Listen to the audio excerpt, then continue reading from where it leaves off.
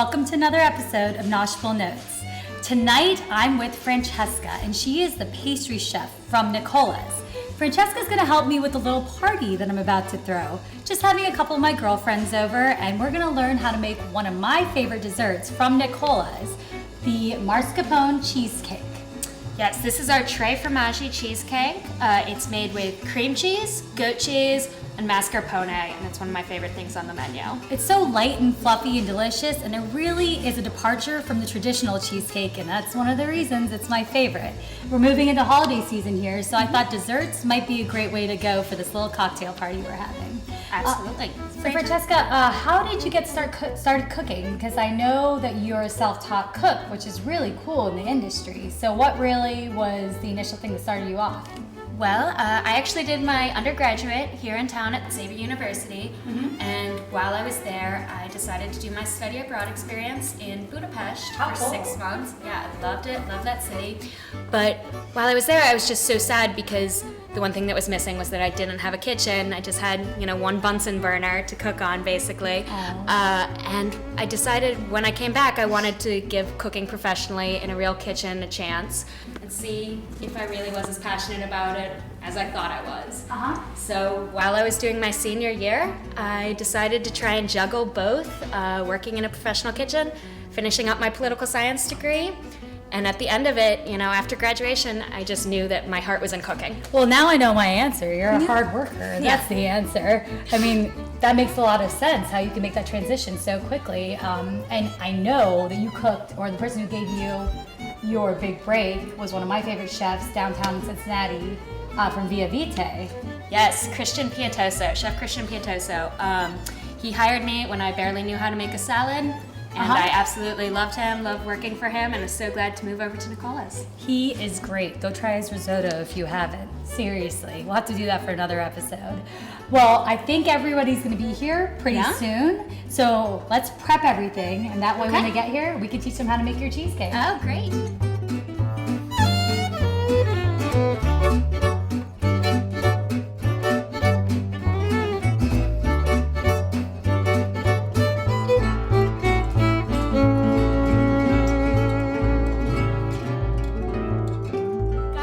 Thank you for coming out. Sarah and I both want to thank you. We have her friends and my friends. And Sarah, thank you for letting us use your house. Oh, I'm so happy to have everybody here. This is the most beautiful kitchen I've ever seen. I love it. I love it. So thank you for letting us come here and take over for the night.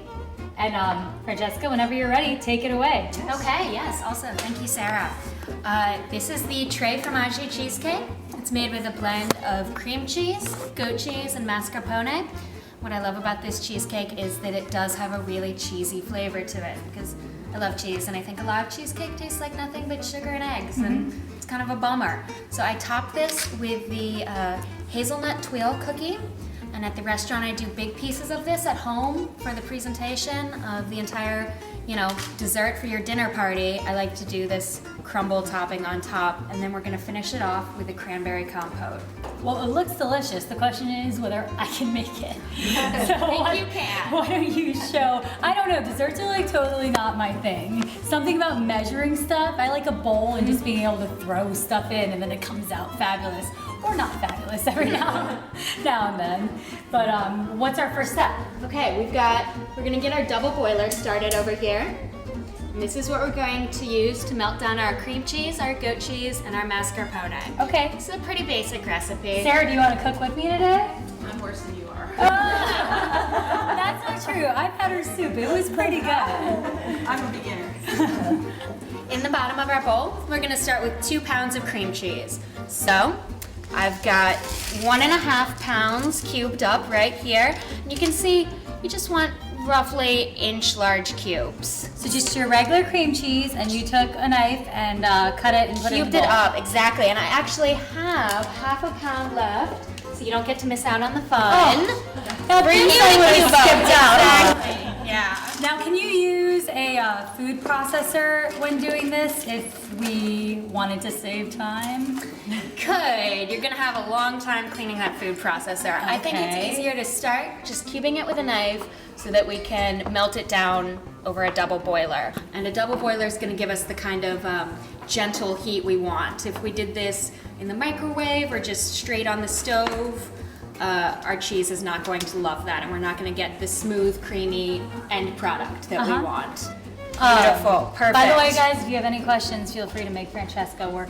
I'm just That's kidding. what I'm here for. Now with cheese products or any milk products, low heat and just a slow cooking process is really important, right? Exactly, exactly. Our next step is we're going to put in our goat cheese, and you're going to want 8 ounces of goat cheese. Not everyone has a scale at home, so what I did is I went to Whole Foods and picked up 2 4-ounce packages. Okay. The other way you could measure this out is to crumble it, stick it in the freezer for 20 or 30 minutes, and when you pull it out, it's going to be much easier to crumble, and then you're going to want a cup and a quarter. A cup and a quarter of crumbled goat cheese in the freezer for 20 minutes. Exactly. Or how many ounces? 8 ounces. 8 ounces. And can I put it directly in? Kind of break it up, just at least in half. You know, kind of smush it in there. Exactly. Yeah, it's a messy process. If any of you would like to come take my place today, I don't think there will be any you're more takers. than welcome to. We're good. Now, the goat cheese, what kind of element does that add to the flavor of this particular cheesecake? Definitely a tangy, fresh flavor. I was gonna say. You can also actually taste the goat cheese in this. I mean, it's in the background, but it's still there, and I like it because it brings a new element and a new dimension to cheesecake that you haven't really gotten before necessarily. Tre Fromaggi. We got one more, guys. Exactly. So, Hey, anything with cheese. I could just eat cheese for the rest of my life. Forget about the rest of the food groups. our last That's step. horrible for you. Don't do it at home. Our last step, one of my favorite cheeses, classic Italian ingredient. Oh. Yes. So we're going to do 3 tablespoons of this. And will you hand me that bowl of water? Absolutely. If we get our spoon wet, and this is very hot water right here, and let it get a little bit warm, and mascarpone's gonna come out a little bit more easily than it would have otherwise. That's a really cool trick. I wouldn't have gotten my fingers so dirty if I'd used that warm spoon. I wish I had learned it a second ago. Pops right out after that. I absolutely love mascarpone cheese. I actually melt it on French toast in the oven. Yes. It's so good and rich and creamy, and it just adds a little extra fatty taste to whatever you're making, which is awesome. That's our 2 tablespoons, and here's our 3rd one. So 3 tablespoons of mascarpone cheese. So now we have our 3 cheeses. These are our 3 cheeses right What's our here. next step? We, maybe you'd like to do this one because my hands are covered in cheese, are going to set this over that pot of boiling water. Okay, so we're gonna do a little double boiler action over here, guys. We got about a 1/4 full of boiling hot water, and we're gonna put cheese on top. And then, at what point do you start stirring it? You're gonna let it go for a couple minutes so that it starts to soften up. Okay. It's gonna take at least 3 or 4 minutes for it to get even a little bit liquidy. So just let it go. Don't worry about it for a minute, and we'll focus on our eggs and sugar. So we're letting it sit for 3 to 4 minutes, and we are focusing on eggs and sugar. There we go, yeah. Okay, so here we have 1 cup of sugar, or 200 grams. Okay. And to this, we're gonna add 2 eggs. Yeah. You have to make me cook. Oh yeah, exactly. I have a sous chef here. That's part of the whole deal. Beautiful. Applause, everyone, applause! I cracked the egg. Okay. So we're just gonna whisk these by hand. And we're gonna whisk it for a good couple minutes. Here, I'll let you do that. Okay. So we wanna see our eggs and sugar turn into creamy, light yellow deliciousness. A little bit fluffier than it is right now, about 1.5 tons in volume. And it's gonna take a good 3 or 4 minutes of arm work. What she's saying is, I'm gonna get my workout. Exactly, yeah. Come on, ladies, no one wants to help me stir. You guys are awful. I'll take over. Thank for you. Oh, there we go. Too hard on your blouse. I warned them about this class. Thank you, Sarah. All right. Now This reminds me so much of just baking cookies when I was a little kid. That's what that memory is, right there. And this is your exercise for the day, girls. See a little There is an upside. exercise, some champagne and There is dessert. an upside to the butter, the cookies. Yeah. Okay, ready? Oh, even keep going. I'm sorry. All right, someone else is gonna take Anybody else? Anybody else? while you're doing this, I'll do my own work. I'll come over here and stir the cheeses for a second. Oh. Okay, so we can see that they're starting to get soft. I'm just gonna use a spatula at first. Okay, so I have a super quick question just about pronunciation. Because I've always heard mascarpone cheese pronounced the way you have. And then I heard you earlier call it mascarpone. And I just didn't know, does it matter? Is it the same thing? So that's a great question, whether it's mascarpone or mascarpone. Well, I've come to the realization that I think both are acceptable because I have had conversations with Italian Americans who have spent 10 minutes swearing up and down on their mother's grave that it's mascarpone. And then I work with Italians who say that it is mascarpone. Exactly. Yeah, of course. And so I think it's like one of those things like crepe versus crepe. Both are correct. One's an Americanization, the other one's the authentic. It's so lyrical and beautiful, yeah, mascarpone. So we've got all our cheeses melting together right now. It's just gonna take a couple more minutes for this to get perfectly smooth. Any lumps that we leave in this are gonna show up in our cheesecake, so we wanna make sure that we avoid that. Okay, so we are just gonna stir it until it's smooth and a completely consistent texture. Exactly. And is there any way to mess this up? Can it get too liquidy? No, not really. I mean, go as long as you would like to make sure you've gotten rid of all your lumps. Just be careful not to burn yourself with the steam coming out of the sides of your double boiler. And you don't want to leave this unattended for 10-15 minutes. Okay. The sides of the cheese might start to burn, but as long as you're standing near the stove, you should be fine. Okay. So just keep stirring and then wait till it gets to consistent texture and don't burn yourself. Exactly. Yes. You can remember that. Always the golden rule, don't burn yourself. I'm gonna grab a whisk and we'll finish this up. You want me to whisk away? Yes, please, get in there. My arm's rested up. I think I can do this again. I'm gonna grab this towel. Okay. Oh, yes.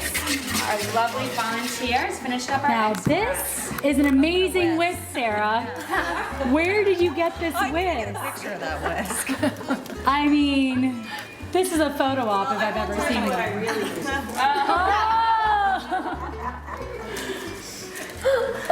Am I whisking okay, Francesca? You are doing a beautiful job. You could not be doing a better job. And you really do want to be careful. I can feel that steam she was talking about. Coming back over here, we have our 3 cheeses, our 1 cup of sugar, 2 eggs, beautifully mixed together.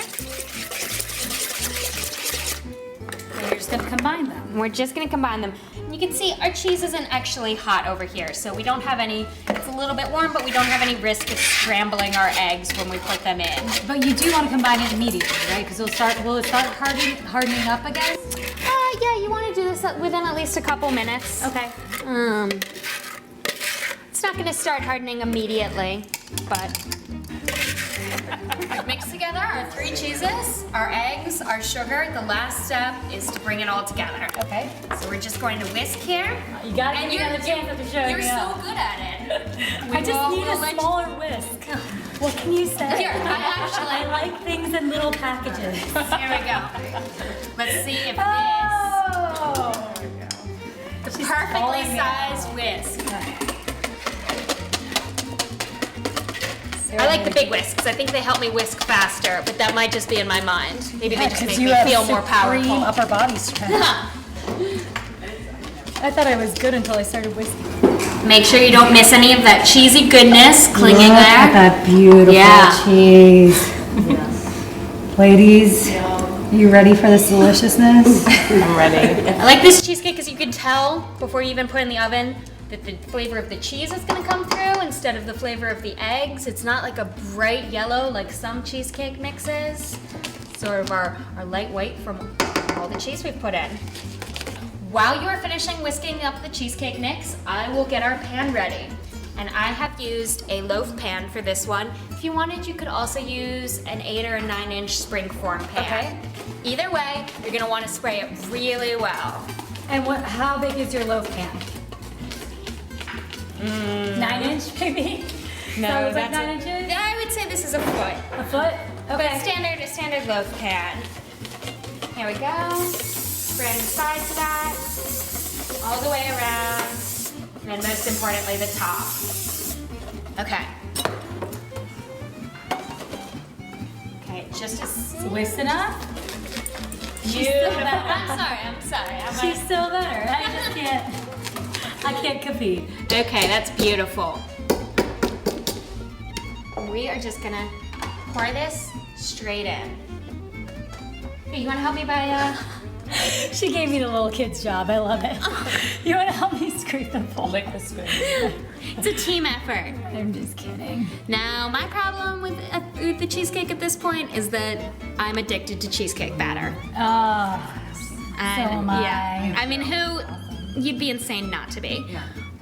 But I have to make sure that at least 3/4 I'm of going this somewhere mix there. gets exactly. Yeah. Pass that around. Everyone can take a lick. You have to.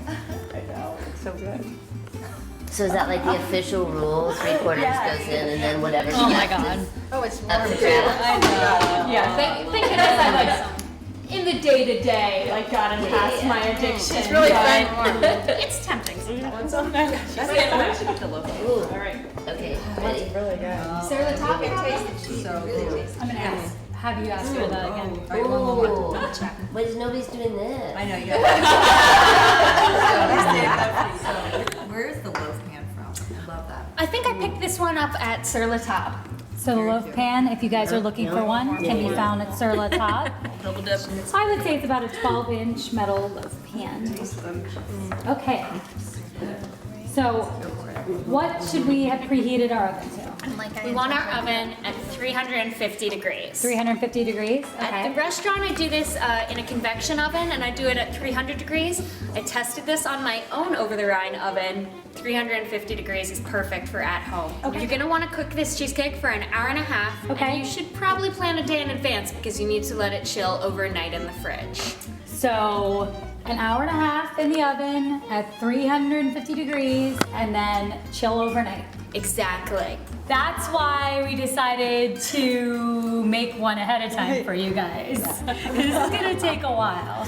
But we wanna go ahead and put this in the oven, and you have a special way of baking it, right? I do. I bake this in a water bath, and I bake it covered in tin foil, which keeps the heat nice and low and gentle so that, again, we don't overbake our cheesecake. Same thing we were talking about earlier with cheeses needing gentle heat. That's what we're gonna do right here. So I've got some foil right over here. We're just gonna give this guy a firm little tap, get any of our wrinkles out. That's to release the air bubbles, right? So it cooks more evenly? Exactly, yeah. So we've got this, and I'm actually gonna do just one more layer all the way around. Extra caution? Exactly. And this is gonna, well, part of this is what it's gonna do is keep the water out while it's cooking in the water bath. Okay. So fold that over, all the way around. That's an excellent tip. I always do the juggle act. When I do cook desserts, it's usually a cheesecake recipe that I try, and I put them in the little souffle pan, and I'm always like balancing the double Right, boiler so that's I it. don't spill the water into the cheesecake and make a mess. I have a tip for you that might change your life. Okay? You put your pan in the oven, and then you add the water. That's awesome. This is how the professionals do it. Yes. Someone told me that at one point, and it changed my life. I hope it does the same thing for you. But then my problem is taking them back out. I can't help you there. That There's just no requires pure grace. Yeah. Which you have plenty of. So I'm sure you'll be fine. You never see me try to take a cheesecake out of the oven, that's all I gotta say. Okay, so I've got my cheesecake, and I've already prepared a water bath. So we're just gonna set this right inside here, and it goes, gotta do it catty corner in this one. Catty corner. Now you don't need to use a water bath that's as closely fitting as this.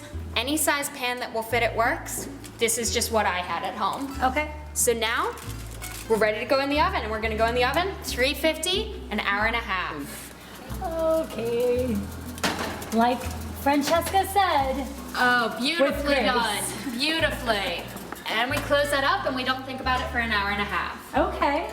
Well, okay, so while we're waiting for that to bake, can you teach us a little bit about this fabulous topping that you put I sure on can. cheesecake? Yeah, so this is our hazelnut twill topping. And we've got 5 ingredients here. We've got our hazelnuts, we've got confectioner's sugar, we've got butter, flour, and honey.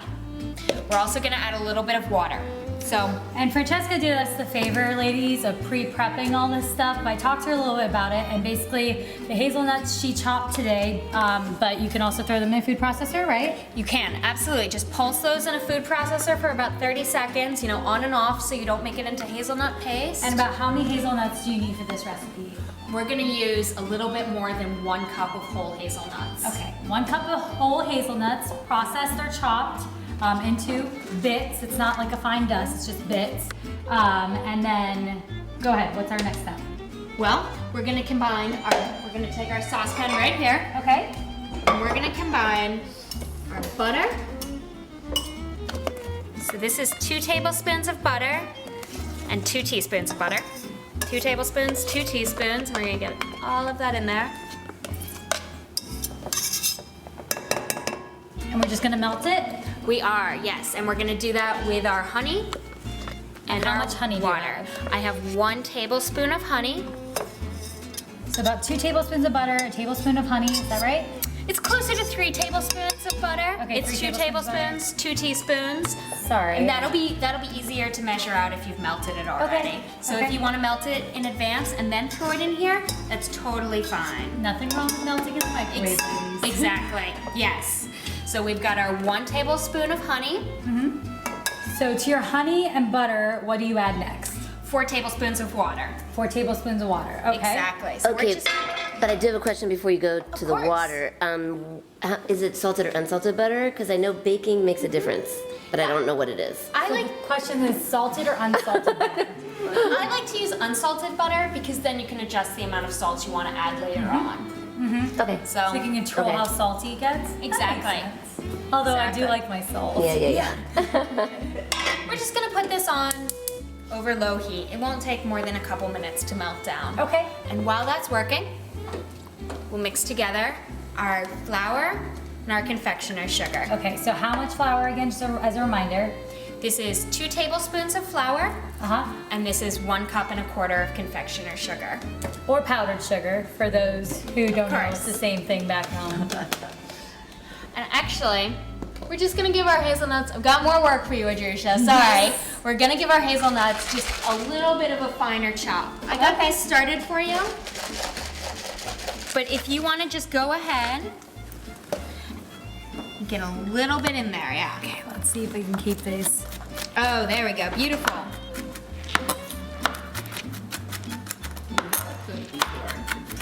Okay, this is beautiful. We've got these. You want to dump those in here for me? Absolutely. Brush them off the board. Yeah. Okay, so hazelnuts are the first guy to go in the bowl. Here we've got our flour, our sugar. So the hazelnuts and the combined flour and sugar. Okay. And I'm gonna go ahead and whisk these dry ingredients together first.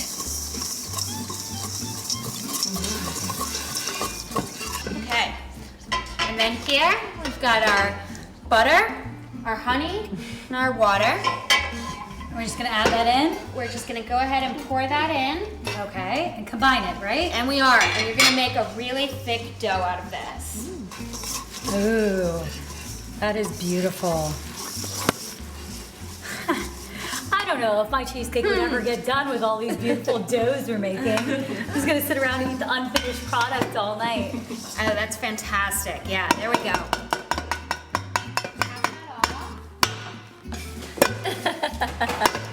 Yeah, Francesca, maybe we shouldn't have used the whisk. There we Maybe go. you needed the bigger whisk.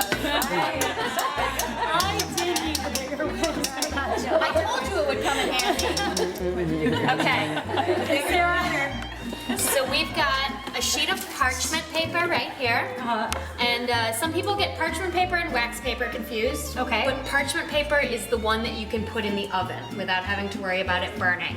So that's what I like to use. That is very important, guys. Yes, I yes. tried when I was a kid cooking cookies on wax paper, and you don't want to put that wax paper in the oven. You only make that mistake once. So we're just gonna kind of make a messy pile of it right there. Yes, there we go, beautiful. And we've got another sheet of parchment paper that we're gonna put right on top. And I'm gonna go ahead and sort of smush this down a little bit. And then roll it out. And then roll it out. There we go. Yes, please do.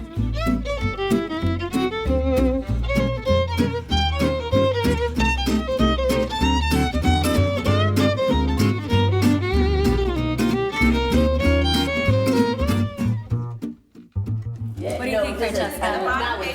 I don't claim to be a baker. That's perfect. She has to give me approval. Absolutely perfect. So we're gonna peel off our top sheet. Oh, that's beautiful. Okay, and if you will hand me this sheet tray right there, we're just gonna pick it up by 2 corners and pop it right on there. And because we used parchment paper, we don't even have to worry about spraying it with nonstick spray or anything. Because it's naturally non-stick. Exactly, we're ready to go in the oven right now. Okay. And we're gonna bake this, we can throw it in with our cheesecake, which is nice. So we're gonna bake this at 350 for, I like to start checking it about 6 minutes. It'll start to get brown around the edges first, and then it's going to start to get very quickly brown all the way across. And that's when you want to pull it out, is when you've got a nice golden color to it. So approximately how long do you think that takes? It takes between 7 and 10 minutes. 7, 10 minutes. So kind of check on it in 7 minutes and see if it's getting nice and brown on the edges so that when it spreads quickly. And we've got a sample like piece right there so you can see what it's gonna look like when it's finished. That light caramel color is beautiful. And it's such a great contrast against the cheesecake. So, let me put this in the oven. And then you can show us how to dress that cake. Exactly. Don't you think we need to sample the sample? So ladies, we just have one little part left and we're gonna dress this cheesecake and then we can all finally taste it. And that's the sauce. That's the sauce, the cranberry compote, which is so important. Okay, so we have 12 ounces of cranberries here. Fresh cranberries. Fresh cranberries, exactly. But you could use frozen if you wanted. We're not kidding around here. We just from scratch. And our first step is to pick through and get rid of the gross ones. So any cranberry that's soft, any cranberry that's squishy, you just want to pull that out of there. I love that. It's so much like dating. If only it were that easy. I think a more ripe one would have Does more. color matter? Does color matter? No. These pale ones are Just just as squishy. good as these bright red ones, but they've all got this nice firm texture, and that's how we can tell they're still good. Are we making a whole cranberry sauce or a? The cranberries are gonna start to break down by themselves as we cook, so we Okay. don't have to do any work at all. Okay, so we've got our 12 ounces of cranberries, and to this I'm gonna add 1.5 cups of sugar. Okay. I'm gonna add 1.25 cups of orange juice. Okay. And then 1/2 cup each of cranberry juice and pineapple juice. So we're doing sugar, cranberry juice, orange juice, and pineapple juice. Exactly. So I've got my juice here, all mixed together, ready to go. Pour that on top. I'm gonna grab the cranberry for you. That's our finished one, actually. And so now I've got. Oh, you mixed the juices together. Got it. It was all in one. It was, yeah. I did that step ahead of time. So I've got my 1 cup of sugar I'm adding. Then I'm just gonna add 1/2 cup. You wanna go ahead and give that a stir? Yeah, absolutely. As soon as I find a spoon. There's the spoon. Thank you, Lisa.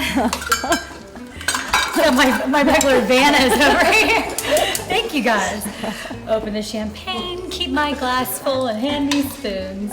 I will feed you cheesecake. It's a good deal. It is a good deal. Now I'm putting this over medium heat, and you don't need to stir this constantly, but you do want to keep an eye on it because as the cranberries cook, they're going to start to rise out of the pot. Okay. So if you're using a small pot, they might boil over. That means an hour cleaning your stove. It's better to use a large pot and keep an eye on it. We'll keep a close eye on it. We don't want any boiling over on stoves. So we're just gonna leave this uncovered, and we're gonna let these guys cook for about 15 minutes. About 15 minutes. Exactly. Okay. Right at the point where the cranberries, almost all the cranberries have started to break down, give you this nice loose compote texture, and it's going to be still a little bit liquidy. It'll set up a little bit in the fridge. We're gonna pull this off the stove when it's still pretty liquid, and as it sits in the fridge, the pectin in the fruit is gonna help it set up a little bit. So we're just gonna let this go for 15 minutes. Again, we wanna make sure it doesn't bubble over the side of our pot, and about every 3 or 4 minutes, you know, in between sips of champagne, try and remember to give it a stir. Absolutely. So after it's done fully cooking, you're gonna let it cool to like room temperature and then put it in the fridge. And that's when you said it actually comes to fullness. Exactly. That's when that pectin is going to help gellify the whole sauce. Okay. And is the pectin's in the cranberries? Or Yes. Is it... Yeah, pectin's a naturally occurring product in fruit. So I never knew that. sometimes they take it out and you add pectin to your jellies, and some jellies you just don't even need to add any pectin because there's already enough of it in the fruit itself. So as Francesca stirs the new cranberry compote we're making, I'm gonna take the old one that we made and get it on this cheesecake so all these lovely ladies can finally try some. So Francesca, you just said on the sides. Let's do it around the sides so that we can still see our beautiful hazelnut topping. And then afterwards, if you want to dress this cheesecake, at the restaurant, I like to use fresh mint and edible flowers. And I've got some with us today. Oh, that's so that we great. can show how we might use it as a centerpiece at the end. Now, with edible flowers, which ones are edible and what are your favorites? Well, I get mine from a company called Earthly Delights. Earthly Delights? But there are a bunch of different choices you could use. You could use nasturtiums.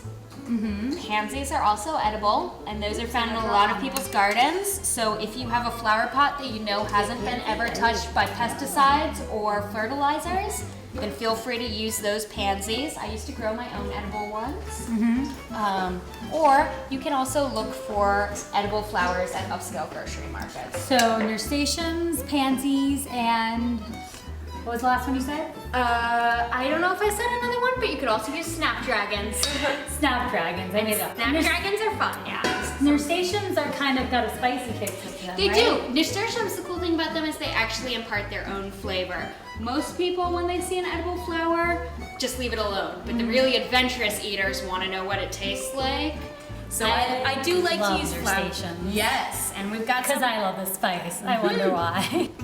We've got some right here. So you want to help me pick out some flowers that we can put around? Ladies, you know, I think I've done enough cooking. Who wants to pick the flowers? Can I get some help over here? I've got mint and Come I've got on. flowers. Who's a decorator? Come on.